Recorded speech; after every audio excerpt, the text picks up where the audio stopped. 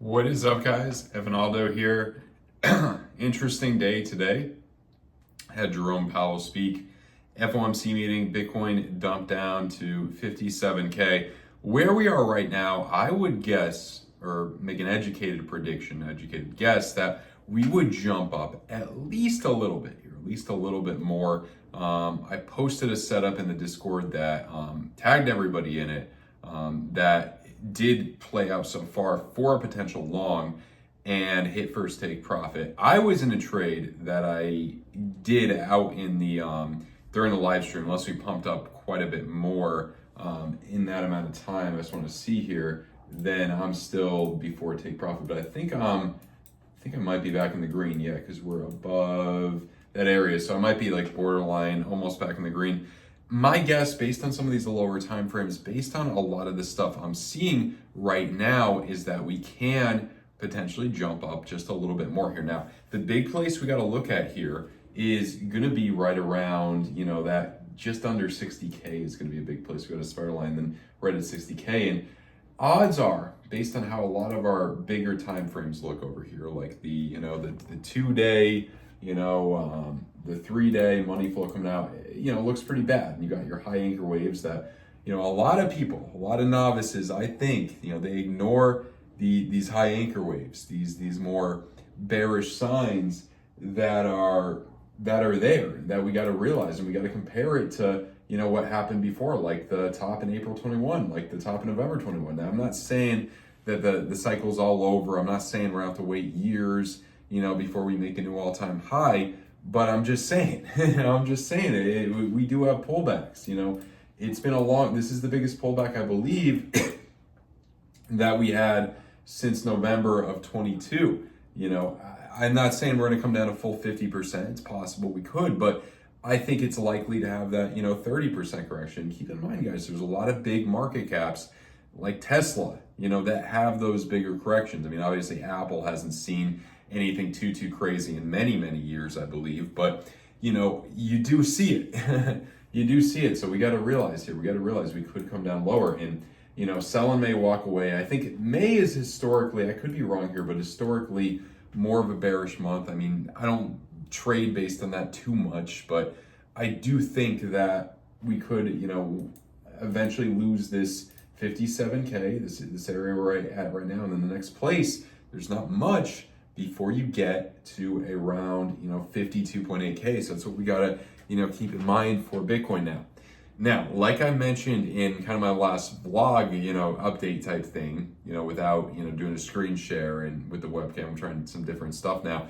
What I was talking about is don't give up on alts just yet. Sure, they can bleed more against Bitcoin, as a lot of them have, but now a lot of them are jumping against Bitcoin. When you look at, for example, Matic versus Bitcoin, jumping up a little bit against Bitcoin, not too much here, but ETH versus Bitcoin is the big one that's, really putting up a fight. And I don't know where you're going to end up with this, but I do know that it's likely when you finally bottom out against Bitcoin, you could have a sustained rally upward against Bitcoin for 6 months, for a year, maybe even a little bit more. I mean, this could be a pretty extended cycle. We could go on, until the end of 25, maybe early 26, similar to how we topped out in early 2018, and not last cycle, but the previous cycle. So that's what we have to look here.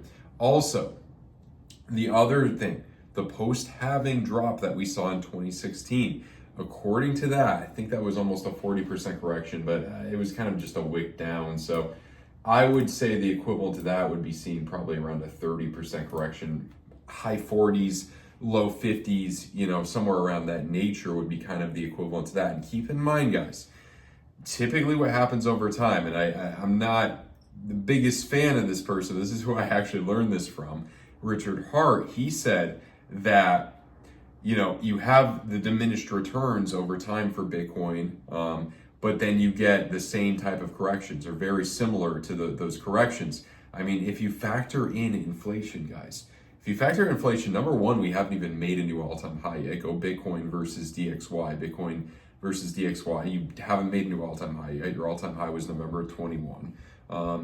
And the other thing here is if you factor in inflation, actual buying power of the US dollar, When we came down to 15K, I think that was a 75% correction from the previous all-time high of 69K almost.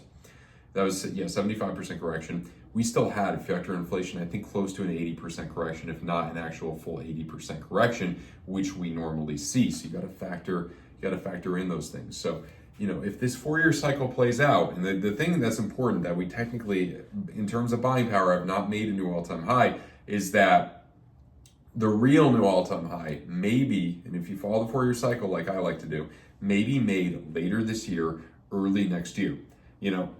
Powell said that they're probably not going to raise again, but you don't say, big shock there. You're not going to raise anymore. I wouldn't have guessed that.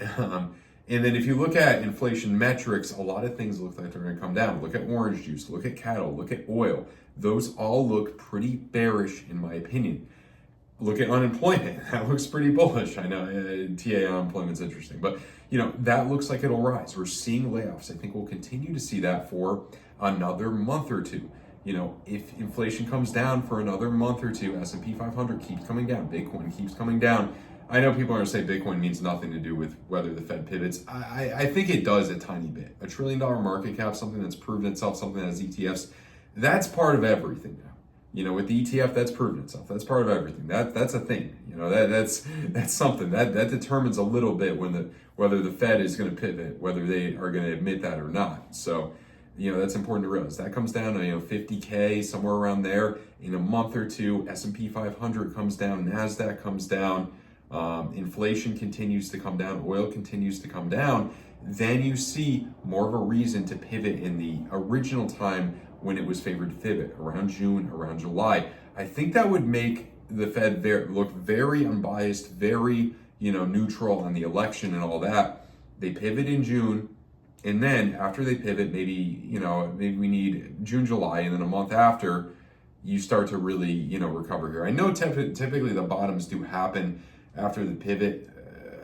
I forget exactly how long it typically takes, but I do know the last time they pivoted, that was when a lot of altcoin pairs bottomed out against Bitcoin.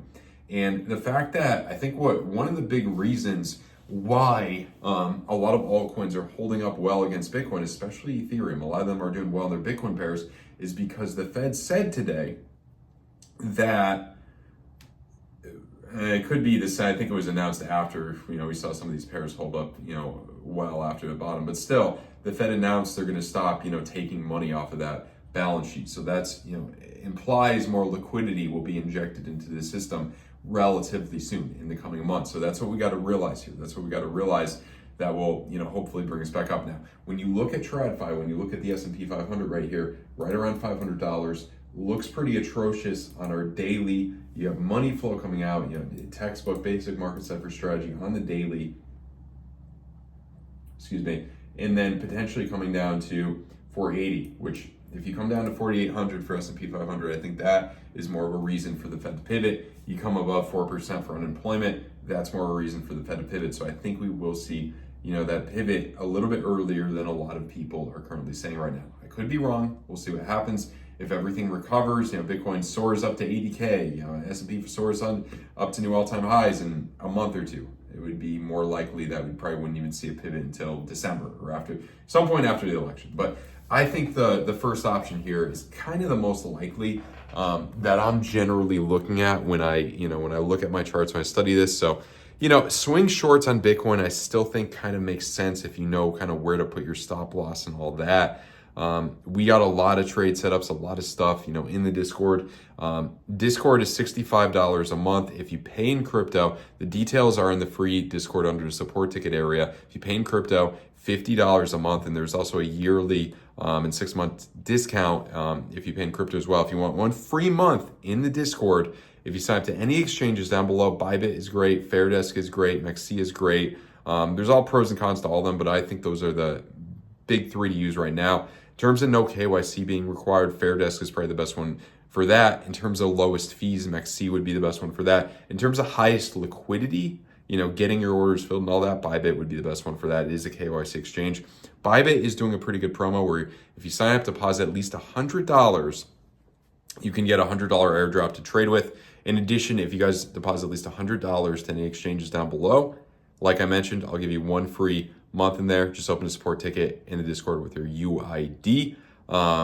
That's down below, the link down below, first link down below for that. So if you guys are interested, check all that out. Really appreciate you guys. Smash the like button, subscribe to the channel. Goodbye, guys.